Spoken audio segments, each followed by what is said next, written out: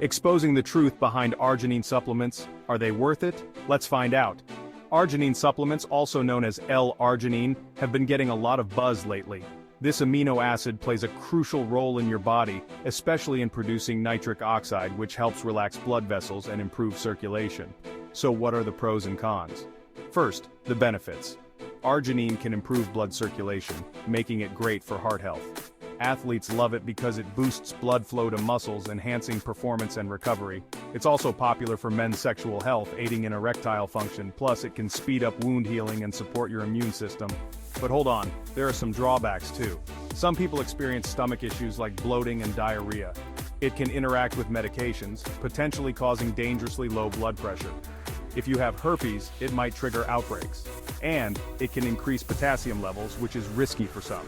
So, should you take arginine supplements? Weigh the pros and cons and always consult your healthcare provider. Stay healthy and informed.